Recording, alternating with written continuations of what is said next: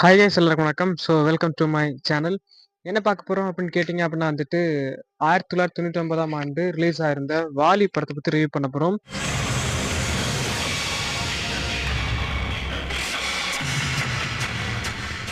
So இது நம்ம S J. Surya sir இயக்குன ஒரு படம் தான் நம்முடைய வாலி. இன்று முதல் இந்த வாலி படம் நம்முடைய அஜித் சார் அவருடைய கரியர்ல ஒரு திருப்பமான ஒரு படம்.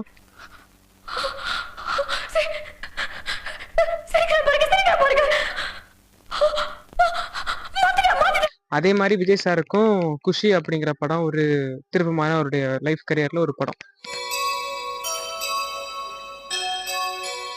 ஸோ இது 1999 வந்துச்சுன்னா அது 2000 வந்துச்சு.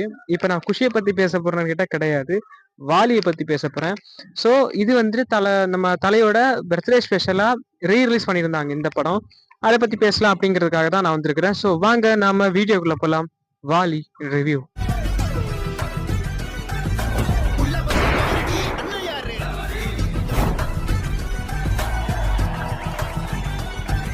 ஸோ இந்த வாலி படம் பாத்தீங்க அப்படின்னா ஒரு ஒரு பொண்ணு ஒரு பையன், அவங்க 2 பேருக்குள்ள எப்படியாவது ஒரு காதல் மலருமா மலராதா அப்படிங்கிற கதை கிடையாது. ஒரு பொண்ணு அவங்க ஒரு டெஸ்டினி வச்சிருக்காங்க. லைக் எப்படி அப்படின்னா, எனக்கு இந்த மாதிரி ஒரு பையன் எனக்கு வேணும், ஆல்ரெடி லவ் ஃபெயிலியரா இருக்கணும், ஆல்ரெடி குடிச்சிருக்கணும், ஆல்ரெடி ஸ்மோக் பண்ணிருக்கணும், ஆனா அதெல்லாம் விட்டுருக்கணும், ஒரு பொண்ணை துரத்தி லவ் பண்ணிருக்கணும், அந்த பொண்ணை துரத்தி லவ் பண்ணதால அந்த பொண்ணு விட்டு போயிருந்து அந்த பாஸ்ட் அவன் எனக்கு கொடுக்கணும், நான் வந்ததுக்கு அப்புறம் அவன் ஸ்மோக் பண்ணக்கூடாது, ட்ரிங்க்ஸ் பண்ணக்கூடாது, பட் ஆனா நான் வர்றதுக்கு முன்னாடி இதெல்லாம் பண்ணிருக்கணும், இப்படி மாதிரி ஒரு பொண்ணு.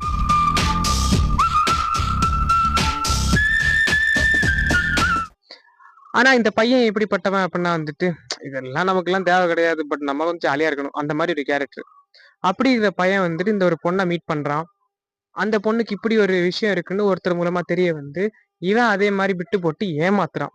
ஏமாத்தி அந்த பொண்ணை, தப்பா எல்லாம் கிடையாது, லவ் பண்றதுக்காக சின்ன சின்ன மேட்டர்ஸ் போய் சொல்றான். அப்புறம் போய் சொல்லி அந்த பொண்ணை லவ் பண்ண வச்சு, அதுக்கப்புறம் அந்த லவ் சக்சஸ் ஆகி போயிட்டு இருக்கும்போது திடீர்னு இந்த உண்மை தெரிய வருது. தெரிய வரும்போது அதுக்கப்புறம் என்ன நடந்துச்சு, அதுக்கப்புறம் என்ன நடந்துச்சு எல்லாம் தெரியும். கல்யாணம் ஆயிடுச்சு.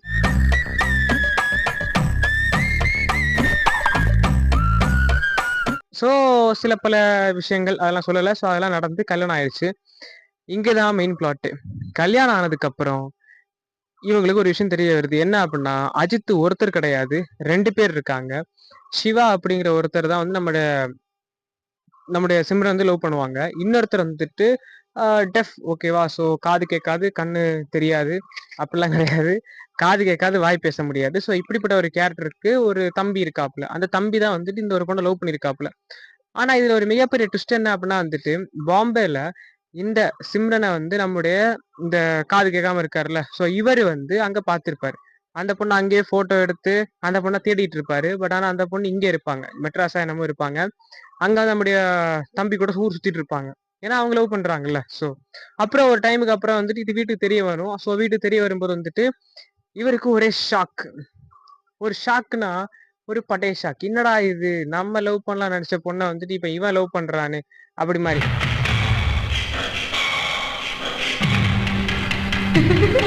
சரி, தம்பிக்காக தியாகம் பண்ணுவாருன்னு பார்த்தா தியாகம் பண்ண மாட்டாரு, சண்டை போடுவாரு.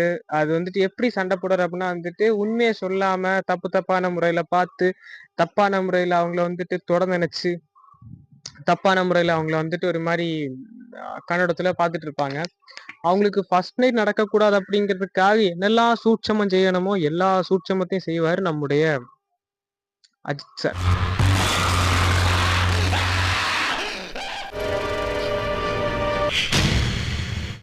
இந்த படம் பார்க்கும்போது எனக்கு இதுல ஒரு சின்ன ஒரு மெயின் பிளாட் தான். அந்த மெயின் பிளாட்டை 2 hours பக்கமா 2.5 hours பக்கமா இழுத்துருக்காங்க. நல்லா இருக்குது. ஆனா இதுல புரிஞ்சுக்க வேண்டிய விஷயம் என்ன அப்படின்னா தன்னுடைய மனைவி இப்ப நமக்காக ஒருத்தங்க எல்லாத்தையும் விட்டு வராங்க அப்படின்னா அவங்க சொல்றது நம்ம கேட்கணும் அப்படிங்கிறத விட அதை அனலைஸ் பண்ணணும். அப்படியே கேட்டுட்டு இந்த காதை கேட்டு இந்த காதல விடுறதுக்காக ஒன்றும் நம்ம கல்யாணம் பண்ணல. அண்டு சொல்றதெல்லாம் கேட்கணும் அப்படிங்கிறதுக்காகவும் கல்யாணம் பண்ணல, என்னை பொறுத்த வரைக்கும். அதுதான். ஏன்னா அவங்க சொல்றது உண்மையா இருக்கும். அதை நீங்க அனலைஸ் பண்ணாம சும்மா ஏதோ ஒண்ணு பேசிட்டு அப்படிலாம் இல்ல. ஏன் அண்ணா அப்படிலாம் கிடையாது. ஏன் அண்ணா உத்தமன், ஏன் அண்ணா நல்லவன், ஏன் அண்ணா வல்லவன். இப்படிலாம் சொல்லிட்டு இருந்தா அது நல்லதான்னு கேட்டா, அதான் இருக்கிறதுலயே மோஸ்ட் ஒரு கேவலமான ஒரு விஷயம் நான் நினைக்கிறேன். ஏன் இத சொல்றேன் அப்படின்னா வந்துட்டு, நம்மள நம்பி ஒருத்தங்க வந்திருக்காங்க அப்படின்னா, அவங்களுக்காக என்ன ஆனாலும் அவங்கள நம்ம தான் பாத்துக்கணும். பாகுபலி படம் பார்த்தது இல்ல? அது மாரிதான். என் உயிர் இருக்கும் வரை அப்படிலாம் கிடையாது. பாகுபலியின் வாளை தொடுவதும் ஒண்ணுதான், தேவசேனையின் மேல் கை வைப்பதும் ஒண்ணுதான். எப்படி மாதிரி ஒரு டைலாக் பேசியிருப்பாரு. அது உண்மைதான். ஓகேவா? ஸோ நம்மள நம்பி ஒருத்தவங்க வராங்கன்னா, அது வந்து நமக்கு அதுக்கான ரெஸ்பெக்ட் குடுக்கணும். அண்ட் இதுக்கப்புறம் இந்த படத்துல வந்துட்டு, எனக்கு ஒரே ஒரு விஷயம் தான். இவரு ஏன் நம்பல? தன்னோட அண்ணா மேல இருக்கிற அனாதிசியமான அந்த ஒரு உணர்ச்சியே இல்லாத ஒரு ஒரு ஃப்ரெண்ட்லி தன்மையா, இல்ல என் அண்ணன் அப்படிங்கிற ஒரு இதுவான்னு எனக்கு தெரியல. ஆனா இந்த படத்த வந்துட்டு அந்த அளவுக்கு காமிச்சிருந்தாங்க. கடைசியில இந்த உண்மை தெரிய வரும்போது, அங்க ஒரு மிகப்பெரிய ஒரு ஒரு பிளாஸ்டே நடக்கும்னா வச்சுக்கோங்களேன். மிகப்பெரிய பிளாஸ்ட். இந்த உண்மை தெரிய வரும்போது வந்துட்டு, அது அது அது பயங்கர ஷாக்கிங்கா இருக்கும். அந்த கெஸ்ட் ஹவுஸ் பக்கம் போயிட்டு, அந்த ஃபோட்டோக்கு வந்துட்டு நம்முடைய அந்த காது கேட்காம, வாய் பேச முடியாம இருக்கிற அந்த அஜித் வந்துட்டு அந்த ஃபோட்டோக்கு முத்தம்லாம் குடுப்பாரு. அத பார்க்கும்போது அத இன்னொரு அஜித் உட்கார்ந்து பார்க்குறாரு. ஐயோ! என்னய்யா பண்ற? என்னய்யா சொல்லிட்டு இருக்க? என்ன நெனச்சிட்டு இருக்கடா நீங்க? அப்படி மாரி கேட்கிற மாரி இருக்கும். அண்ட் அதுக்கப்புறம் நார்மல் ஆக்டிங் வைஸ் பார்த்தீங்க அப்படின்னா வந்துட்டு, விவேக் சார் ஒரு பக்கம் காமெடி ஒரு ஒரு தனி கதை ஓடிட்டு இருக்கும் அவருக்கு. அந்த ஒரு காமெடி பண்ணிட்டு இருப்பாரு. அண்ட் நம்முடைய சிம்ரன் வந்து அவங்க ஒரு ஜாலி கேரக்டரா, வைப் கேரக்டரா அப்படி இருப்பாங்க. திடீர்னு இவரு கல்யாணம் பண்ணிருவாரு. அஜித் சார் சொல்லவே தேவையில்ல.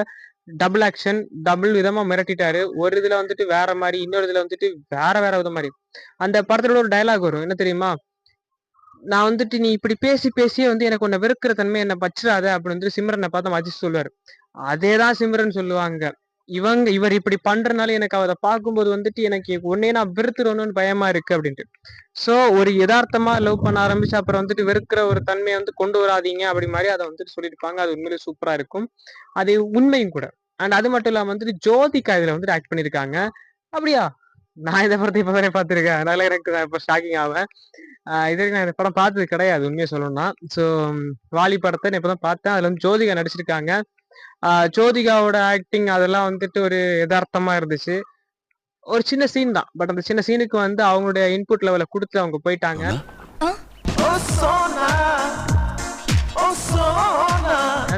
அண்ட் வேற என்ன அப்படின்னா வந்துட்டு, வாலி படம் என்ன கேட்டீங்க அப்படின்னா, சச் எ டிஃபரண்ட் ஸ்டோரிங்க. டிஃபரண்டா இருந்துச்சு. அது இந்த கதை வந்து நார்மலைசிங் ஸ்டோரி தான். பட் ஆனா அத வந்துட்டு அந்த டைம்ல சூப்பரா காமிச்சிருக்காங்களே! ஸோ அந்த டைம் நான் யோசிச்சு பார்க்குறேன். ஓகே. இந்த டைமுக்கு நான் அத யோசிக்கல. அந்த டைமுக்கு நான் யோசிச்சு பார்க்கும்போது, அது வந்து ரொம்ப சூப்பரான ஒரு கதை. அதுவும் நான் பொறக்கறதுக்கு முன்னாடி 1999ல வந்த படம். 2000ல நான் பொறந்தேன். ஓகே. ஸோ உண்மையிலேயே வந்துட்டு ஒரு சூப்பரான ஸ்டோரி. நீங்களும் அந்த படத்த இன்னும் பார்த்ததில்ல. இல்ல நான் விஜய் ஃபேன்ப்பா நான் பார்த்ததில்ல அப்படி நெனச்சிட்டு இருக்கீங்க. இல்ல நான் எந்த ஃபேனா இருந்தாலும் பரவால்ல. நான் பார்த்தது கிடையாது. நான் ஒரு நார்மல் அப்படின்னு நெனச்சீங்கனாலும், இந்த படத்த தியேட்டர்ல போய் பாருங்க. உண்மையில ரொம்ப நல்லா இருக்கு. சரி எனக்கு ஒரு டவுட். நீ உண்மைய சொல்லு. நீ தியேட்டர்லாம் பார்த்தியான்னு கேட்டா, நான் தியேட்டர்ல பார்க்கல. நான் ஓப்பனாவே சொல்றேன். நான் தியேட்டர்ல பார்க்கல. YouTubeல தான் பார்த்தேன். ஆனா எனக்கு வந்துட்டு பார்த்ததுக்கு அப்புறம் தோணுச்சு. சரி தியேட்டருக்கு போயிருக்கலாமே. ஏன்னா பார்த்த படத்தையும் நான் தியேட்டர் போய் பார்த்துருக்கிறேன். அப்போ இந்த பார்க்காத படத்த நான் தியேட்டர் போய் பார்த்துருக்கலாமேன்னு தோணுச்சு. பட் ஆனா பார்த்ததுக்கு அப்புறம் யோசிச்சு என்ன பண்றது? சரி அப்படின்ட்டு ஓகே பரவாயில்ல. அடுத்த தடவ ரிலீஸ் ஆகும்போது போலாம். ஏன்னா கொஞ்சம் கேப் வரும்ல. ஸோ நெறைய கேப் வரும். கேப் வந்து போனா நல்லா இருக்கும். இப்ப பார்த்துட்டேன். நாளைக்கு போனோம்னா அது நல்லா இருக்குமான்னு தெரியல. ஸோ அதனால போகல. ஸோ நீங்க அத மிஸ் பண்ணாம போய் தியேட்டர்ல பாருங்க. கண்டிப்பா சாங்ஸ் எல்லாமே நல்லா இருக்குது. அண்ட் அது மட்டும் இல்லாம வந்துட்டு ஆக்டிங் சொல்லவே தேவையில்ல. சூப்பர் மிரட்டிட்டாங்க. எஸ்.ஜே. சூர்யா டைரக்ஷன் வேற டாப் நாச். ஸோ அத நீங்க வந்துட்டு தியேட்டர்ல போய் எக்ஸ்பீரியன்ஸ் பண்ணி பாருங்க. உங்களுக்காக அஜித் சாரின் வலிமை இன்னும் கொஞ்ச நாள் தியேட்டர்ல காத்திருக்கும். மறக்காம செக் பண்ணி பாருங்க. இல்ல நெக்ஸ்ட் எப்பயாச்சும் ரிலீஸ் பண்ணும்போது பாருங்க. மீண்டும் நான் உங்கள் மாஸ்டர் அஸ்கின்.